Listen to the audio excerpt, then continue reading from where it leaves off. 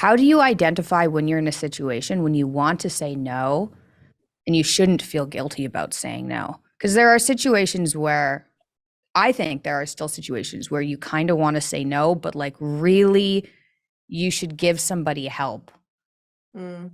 How do you differentiate between when you should actually help somebody and when you should say, no, I can't do that.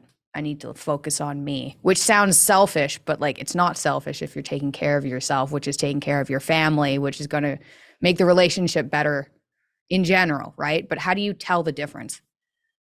I mean, the way that I usually talk about it, I also think it depends on, this isn't a blanket statement for everyone, because I think it depends on your struggle with boundaries and your struggle with saying no and asking for your needs to get met kind of coming into this work. So if you're somebody who struggles to say no, if you're somebody who struggles to get their needs met, most likely once you start working with boundaries, you can expect that it's going to feel a little bit like selfish walls. It's going to be a lot like bam, bam, bam in your face, right?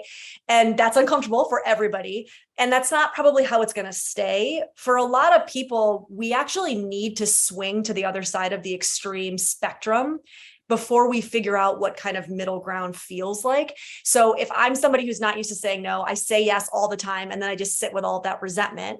Mm-hmm. If I start saying no, most likely it's not going to come off very nice. I'm probably going to say maybe more no's than I really should, even though I don't like that word. And so I need to sit in the discomfort of what the other extreme feels like in order to go, oh, well, that actually doesn't feel that great either. So now I know both extremes very well in my body. And so now I can kind of start to feel into what middle ground would feel like, right? And on top of that, I would say just we have to get really familiar with, and I know we've talked about this before, you and I, this feeling of resentment, right? Because it's such a good indicator for us that we are giving more than we probably should be doing, right? And so if we can use resentment as a barometer for, I need to Yeah. check in what's going on, right? Where am I saying yes that I shouldn't? Is there a conversation that should be had? Then typically, I don't think it's going to be perfect all the time. I think just by nature, we're going to do things we don't want to do sometimes. We're going to, come across selfish sometimes. All that's going to happen. But I think those are some tools to at least maybe work your way towards a more happy medium, that balanced state. That's the way that as somebody who has a hard time with boundaries, those are usually what I use, right? I'm very familiar with, oh, I'm in an extreme right now. I can sense it now. And then I'll say, okay, pull it back. But I have to be really aware of my resentment, because otherwise it's no good for the relationships. Do you feel that you're in the stage of your life where your no's are on the pendulum swinging the other way, or have you come kind of in the middle? No, I think I'm pretty good right now. Like I think I'm pretty good. And I think that's because I'm mentally healthy right now.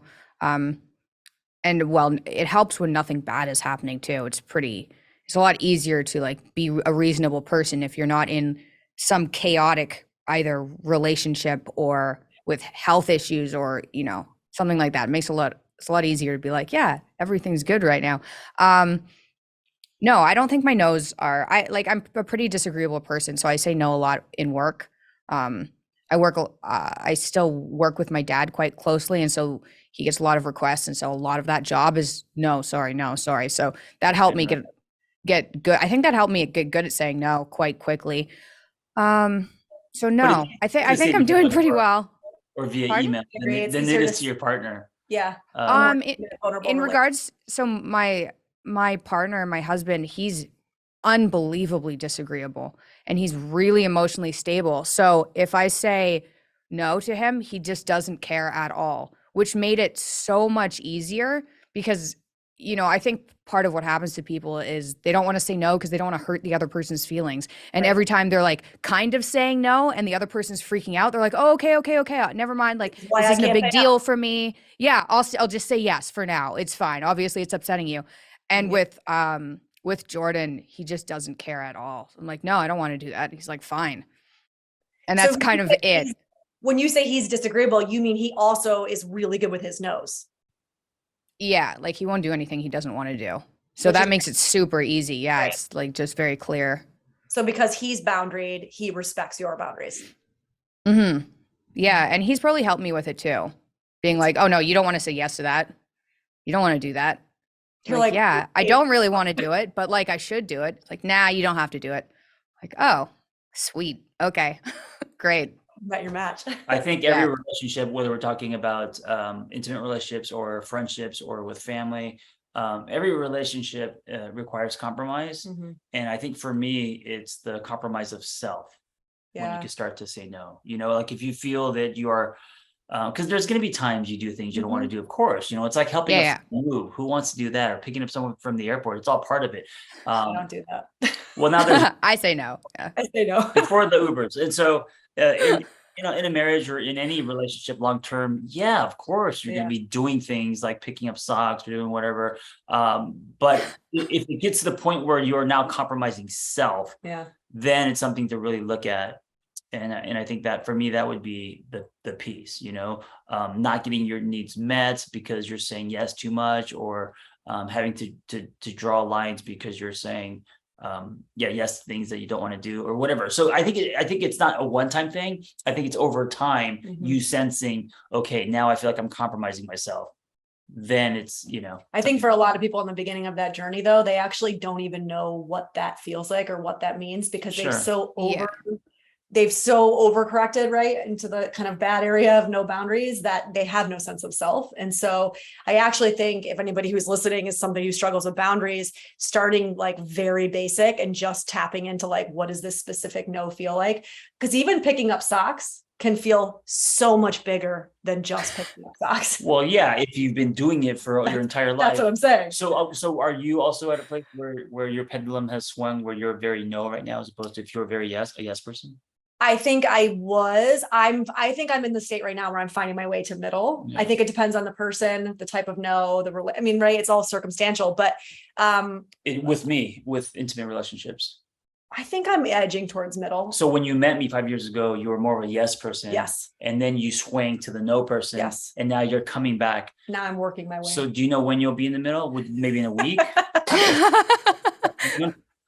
Just so I know what's happening, and it's an injection of hope. I can't promise anything. Because I take no's crush me. I think sometimes I take, so rejection for me is hard. I'm not used to it. I personalize it, I internalize it. So if Vanessa says to me, no, I don't want to, whatever, have dinner because I'm busy, that's not that big of a deal. But if it's a personal thing that she says no to, then it's a lot. That fall is harder for me. Well, here's what's interesting about that. So what you were talking about, Mikhaila, with Jordan, the fact that he's so good at boundaries has helped you get better at boundaries. Now, I would say, John, you're pretty accurate in that. Like when I do say no, I can see him deflate and take it very personally. My usual go-to used to be, I have to fix it.